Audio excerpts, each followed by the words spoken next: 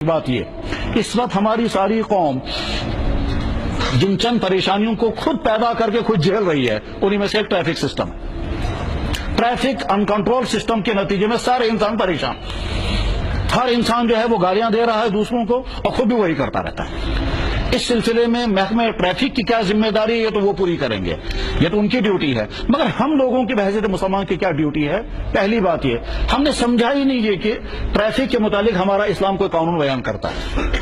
اللہ کے نبی علیہ الصلوۃ والسلام نے فرمایا ہر جگہ نماز پڑھنا درست سوائے چند جگہوں کے، سڑک میں نماز مت پڑھنا۔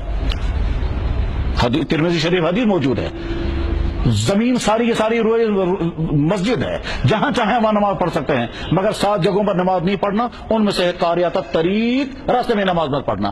جو نبی راستے میں نماز پڑھنے کی اجازت نہ دے، وہ نبی راستے میں ریڑھی لگانے کی، راستے میں گاڑیاں کھڑی کرنے کی، راستے میں بیٹھنے کی، راستے میں جلسہ کرنے کی، راستوں میں فنکشن منانے کی کیسے اجازت دے سکتا ہے؟ تو وہ ہمیں ذہن میں بھی نہیں ہم کو غیر شرعی کام کر رہے ہیں۔ اس لیے ہم سمجھیں کہ راستوں کا غلط استعمال غیر شرعی ہے۔ راستوں کا غلط استعمال کیا کیا ہوتا ہے؟ راستوں میں گاڑی کھڑی کرنا، راستوں میں دکانیں لگانا، راستوں کے اندر فنکشن کرنا، راستوں کے اندر کھیلنا، راستوں کے اندر میٹیریل ڈالنا، چاہے وہ کنسٹرکشن کا میٹیریل کچھ اور، راستوں کے اندر کرکٹیں کھیلنا، یہ سارا کا سارا اسلام کے خلاف ہے۔ اسلام یہ کہتا ہے کہ اللہ کے نبی علیہ السلام نے فرمایا ایاکم والجلوس فی الطرقات، خبردار راستوں میں مت بیٹھنا۔ ایاکم والجلوس فی الطرقات، بخاری میں حدیث، خبردار راستوں میں مت بیٹھنا۔ صحابہ چونک گئے، حضور فرما رہے خبردار راستوں میں مت بیٹھنا، ڈراتے ہوئے آپ نے فرمایا، بالکل ایسے ہی جیسے ہم کہیں گے خبردار آگ سے بچ کر کے رہنا، ٹھیک ہے؟ تو اسی طرح سے آپ نے فرمایا ایاکم، خبردار راستوں میں مت بیٹھنا۔ صحابہ نے عرض کیا یا رسول اللہ کبھی مجبوری ہوتی ہے بیٹھنے کی؟ آپ نے فرمایا اگر راستوں میں بیٹھنا ہی مجبوری ہے تو راستے کا حق ادا کرنا۔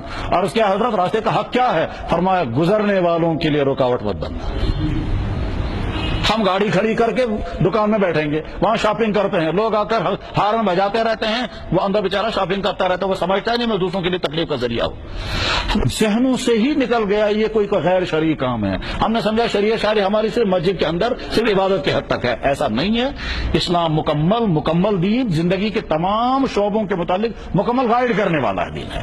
تو اس لیے ہم راستوں کے غلط استعمال سے بچیں گے، اور جو آدمی جس طرح سے راستے کا غلط استعمال کر رہا ہے وہ سمجھے کہ میں گناہ کر رہا ہوں، مجھے چاہیے کہ اس سے اپنے آپ کی اصلاح کروں، چاہے گاڑیوں والے چلا رہے ہوں، چاہے جنرل ٹرانسپورٹ والے چلا رہے ہوں۔ جنرل ٹرانسپورٹ کے لیے اصول یہ ہے اڈے سے چل کر اڈے پر پہنچو، راستے میں کہیں مت رکو۔ اب یہ جو میٹاڈور والا ہر 10 قدم کے بعد رکتا ہے، پھر سواریاں لیتا اور اتارتا ہے، اور اس کے نتیجے میں چلنے والوں کو جو تکلیف ہوتی ہے اور ٹریفک جام جو ہوتا ہے وہ سمجھتا ہے نہیں یہ کوئی میں گناہ کر رہا ہوں۔ اسی طرح سے ریڈی والے جو ہیں وہ سڑکوں پر ریڈی لگائیں گے، ٹھیک ہے جناب اس بے روزگار ہے اس کو گسو، یہ اپنی جگہ صحیح ہے، آپ بے روزگار ہیں، آپ کے پاس دکان نہیں ہے، آپ مجبور ہیں ریڈیاں لگانے کے لیے، مگر اس کے معنی یہ نہیں کہ آپ ریڈی وہاں لگائیں جہاں لوگوں کو چلنے میں دقت ہو۔ کتابوں میں تو یہاں تک لکھا ہے جو گاڑیوں کے لیے راستے ہیں ان میں پیدل مت چلنا، اور جو پیدل چلنے کے لیے راستے ہیں ان میں گاڑیاں مت چلانا، اور جو بیٹھنے کی جگہ ہیں وہاں گاڑیاں کھڑی مت کرنا۔ کتابیں یہاں تک لکھا ہوا۔ بہرحال اپنے ٹریفک سسٹم کو درست کرنے کے لیے جو عوامی